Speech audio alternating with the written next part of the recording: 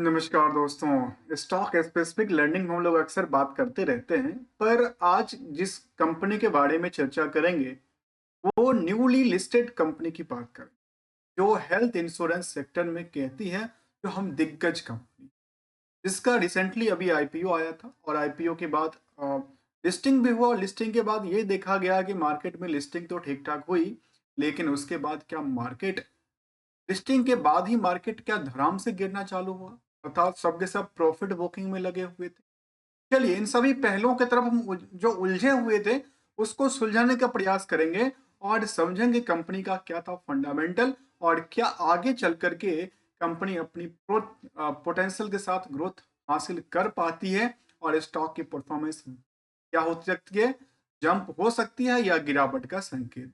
इन सभी पहलुओं की तरफ हम लोग धीरे धीरे करके बातें करेंगे, समझेंगे स्टेप बाय स्टेप आके इस कंपनी को लेकर के। जो न्यूली लिस्टेड कंपनी हुआ उसके लिए जो आईपीओ आया था उसमें क्या पोटेंशियल्स लेके आई थी और क्या ग्रोथ लेवल को दर्शाती।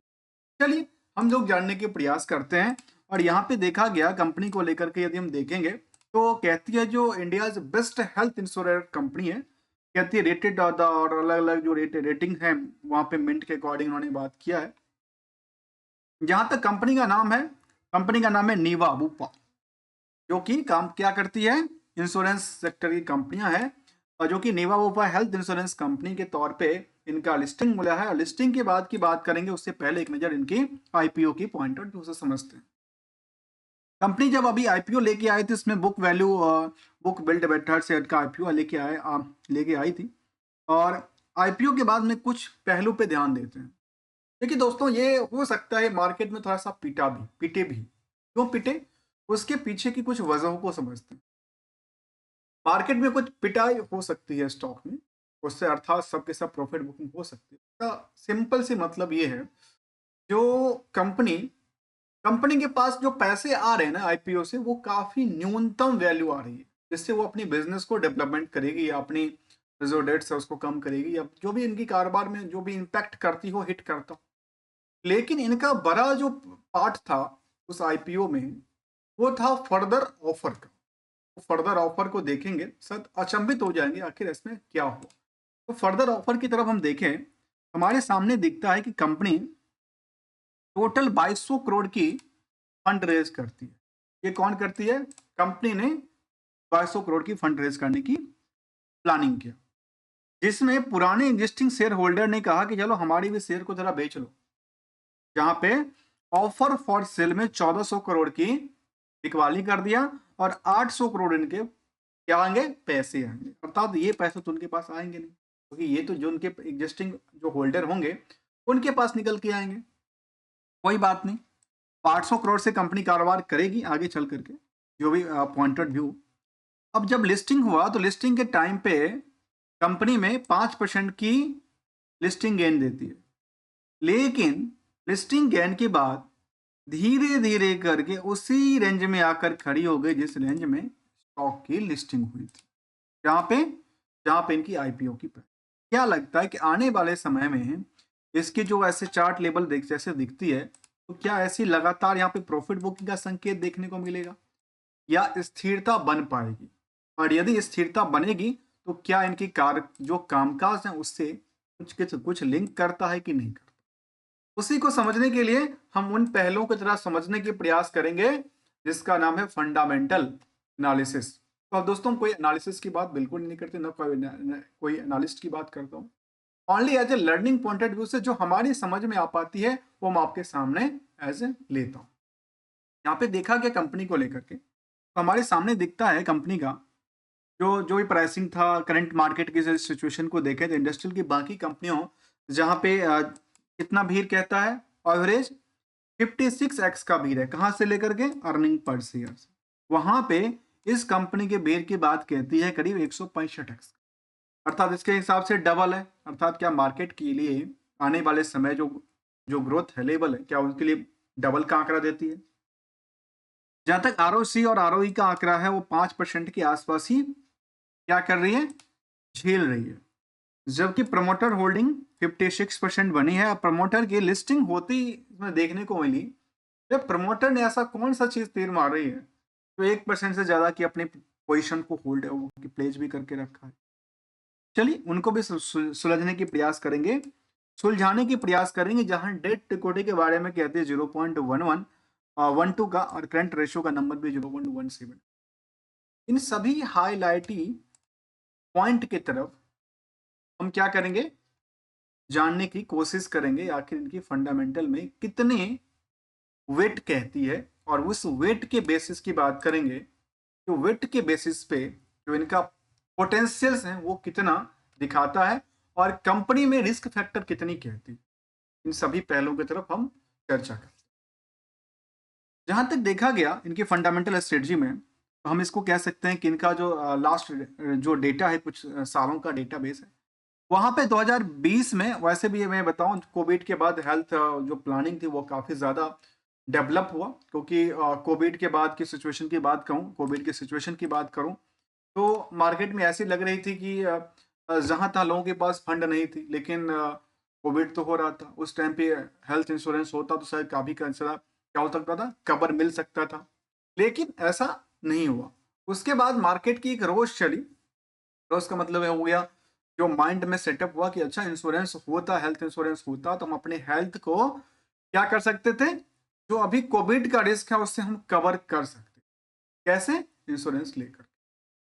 इसी इन्हीं पहलों की तरफ कोविड के बाद मार्केट में धड़ल्ला इसे कहती है, जिसमें क्या हुआ, हेल्थ इंश्योरेंस में भी इजाफा देखने को मिला, जिसमें यहाँ पे देखा गया कि 1000 से टर्नओवर चलते चलते 2024 में 4000 करोड़ से ज्यादा की टर्नओवर क्रिएट करती है। और जो कंपनी इतनी टर्नओवर के बाद भी कंपनी प्रॉफिट बुक नहीं करती है, क्या करती है, प्रॉफिट नहीं बुक करती। लास्ट 2 सालों में कंपनी प्रॉफिट बुक करती है, जहां 4000 करोड़ के टर्नओवर में 82 करोड़ की प्रॉफिट बुक करती है, जबकि आज भी कंपनी के पास ऑपरेटिंग एक्सपेंसेस की बात करूं तो नुकसान दर्ज करती है 110 करोड़ का। क्या कहती है, 110 करोड़ का नुकसान झेलती है। कुछ पहलों को जरा समझिए, कंपनी कारोबार तो करती है, लेकिन कारोबार में लगातार नुकसान है, लेकिन एक जगह पर हम दिखाते हैं तो हम प्रॉफिट में कन्वर्ट हुए। चलिए अच्छी बात है, लेकिन इनकम कहां से आ रही है, अदर सोर्स ऑफ इनकम से जनरेट होती नजर आ, जो कि 220 करोड़ इनके पास अदर सोर्स ऑफ इनकम में जनरेट हुआ था, उन्हीं से इनका प्रॉफिटेबिलिटी की पार्ट कहती है। रिस्क इंपैक्ट बिल्कुल नहीं है, क्योंकि नंबर ऑफ डे नहीं कहती, क्योंकि यहाँ पे क्या है, इंश्योरेंस प्रीमियम्स वाली पेमेंट की बात होती है, और जो हेल्थ इंश्योरेंस होती है वो ऑल टाइम मोस्टली जो है वो वन टाइम पेमेंट की बात होती है। जहां तक बैलेंस शीट फिगर को देखेंगे तो क्या हुआ, बैलेंस शीट फिगर में केवल और केवल कुछ ही नंबर यहाँ पे इंक्लूड करती हुई नजर आई। उसके बाद देखा गया कि इनके पास कर्ज भी 250 करोड़ रहा, अदर लाइबिलिटी भी करीब 3000 करोड़ से 4000 करोड़ के आसपास रहा। फिक्स एसेट्स कंपनी के पास बिल्कुल नहीं के मुताबिक है, लेकिन इन्वेस्टमेंट का लगा के दवा दवा के करके रखी है, और अदर एसेट्स के अंदर भी कुछ पार्ट को रखा गया है। लेकिन ईयरली ग्रोथ की तरफ आप देखेंगे तो समझ पाएंगे जो कंपनी में क्या हुआ, सेल्स में लगातार बढ़ोतरी देखने को मिला है, प्रॉफिट में बढ़ोतरी देखने को मिला है। इन दोनों की चीजों को यदि हम एक संलग्न करें, एक मिक्सअप करें, तो हमारे सामने ये दिखता है, यदि कंपनी कोई अपनी सेल्स को लगातार बढ़ा रही है, प्रॉफिट को लगातार सस्टेन कर पा रही है, भले ही अदर सोर्स ऑफ इनकम से जनरेट कर, तो थोड़ा सा इंपैक्ट क्या कहता है, पॉजिटिव इंपैक्ट दौर आता है। यही सितंबर की डेटा यदि सामने आएगी, अब एग्जैक्टली पता चलेगा कि आखिर ये जो 2 साल की प्लानिंग थी कंपनी का, वो क्या लिस्टिंग के लिए प्लानिंग कर रही थी, या वो अपनी ग्रोथ को एक्चुअलिटी में दिखाने की प्रयास कर रही, जो 5% के अपर सर्किट के साथ क्या हुआ, लिस्टिंग हुआ, लेकिन बाद में जाकर के क्लोजिंग के टाइम पे चपाट हो गई। चलिए इनको जरा समझते हैं, बैलेंस शीट को फिगर को हमने देखा, और उन पहलों को जरा खंगालते हैं जहां पे सेल्स पार्ट कहती है अच्छी है, प्रॉफिट अच्छी है। तो पेयर्स में कौन सी कंपनी है, तो पेयर्स में जहां तक कंपनी है इस सेक्टर की दिग्गज कंपनी है, जिसका नाम है life insurance corporation, SBI life, HDFC life, ICICI. इनकी मार्केट पहुंच काफी ज्यादा है, ठीक है, लेकिन ये हेल्थ सेक्टर की कंपनी है, और इससे पहले हमने एक और कंपनी पे स्टडी किया था और जिसका नाम हमने स्टार हेल्थ देखा था। और यहाँ पे हमारी सेकंड हेल्थ इंश्योरेंस वाली कंपनी जिसमें मैं अभी स्टडी कर रहा हूँ, तो यहाँ पे देखा गया कि लोगों का इंटरेस्ट काफ़ी ज़्यादा रहा। किसको लेकर के? निवेश को लेकर, कंपनी में, ना कि बिजनेस को लेकर। यहाँ पे गो डिजिट अभी रिसेंटली थोड़े दिन पहले की बात है, लिस्टिंग हो गई, होके आई थी। और नीवा बुप हेल्थ इंश्योरेंस, जिनमें काफ़ी ज़्यादा इंटरेस्ट है और आज सबसे ज़्यादा किसी कंपनी में लोगों का रुझान दिखती है, भीड़ दिखती है, तो यहीं पे भर भर के भीड़ पड़ी हुई। इन पहलों की तरफ हमने समझने का प्रयास किया, जबकि कंपनी में क्या हुआ अभी यहाँ पे डेटा नहीं आती है कि शेयर होल्डिंग पैटर्न किसके पास था, क्या था, नहीं था। लेकिन रिसेंटली की बात अभी इसमें वो डेटा निकल के आई थी, तो इसमें जब अलॉटमेंट हुआ था तो वो अपनी कुछ जो एंकर इन्वेस्टर को होता है उसमें अलॉटमेंट किया होगा, इसमें प्रोविजन किया होगा, और मार्केट में बहुत ज़्यादा इसको सब्सक्रिप्शन मिला नहीं, इस कंपनी को सब्सक्रिप्शन नहीं मिला। और जिनके पास जो होल्डिंग होगा उनके पास शायद जिन्होंने जितना अलॉटमेंट के लिए अपने अपने अप्लाई किया था उसको अप्लाई के लिए शायद मिल गया होगा, ऐसा ही लगती है, क्योंकि मार्केट में बहुत ज़्यादा भीड़ क्राउड नहीं किया था। लेकिन इंटरेस्ट क्या है, मार्केट में लोगों का इंटरेस्ट काफ़ी ज़्यादा रहा, जिसकी वजह से यहाँ पे देखने को मिली है। तो हमने इन पहलू की तरफ समझा जो रिसेंटली आईपीओ हुई थी, रिसेंटली लिस्टिंग हुआ है, और क्या आगे चल करके ग्रोथ लेवल बनाती है या नहीं बनाती।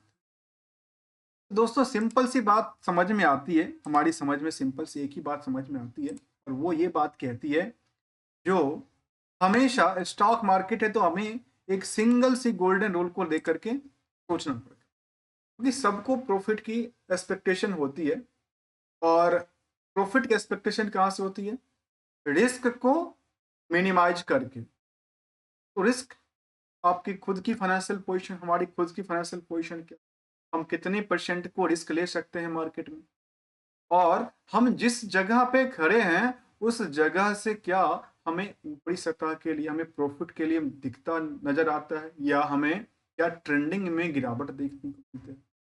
यदि इन दोनों पहलुओं की तरफ हम नजर डालें तो हमारे पास यदि पोर्टफोलियो के अंदर यदि प्रॉफिट दिख रही है तो क्या करना चाहिए? सिंपल इसको प्रॉफिट को बुक करते रहना चाहिए। अदरवाइज तो सोचने वाली बात है, तो जब मार्केट 10% या 20% के अपर सर्किट पे होता है तभी तो कोई बेच रहा है, और तभी भी कोई भर भर के खरीदने के लिए बैठा।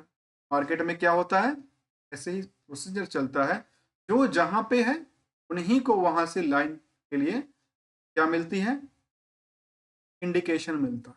मिलेंगे कुछ नए स्टडी के साथ, हमारे साइड से कोई भी कंपनी को लेकर, कोई स्टॉक को लेकर के रिकमेंडेशन या एडवाइजरी की बात बिल्कुल शामिल नहीं। Only learning point of view से हम लेके आते हैं, और जो हमारी समझ में आता है वो हम आपके साथ शेयर करते हैं। मिलेंगे कुछ नए स्टडी के साथ, और हमारी यदि वीडियो आपको अच्छा लग रहा हो तो वीडियो को लाइक, चैनल को सब्सक्राइब करना मत भूलिएगा। Thank you so much for joining hair.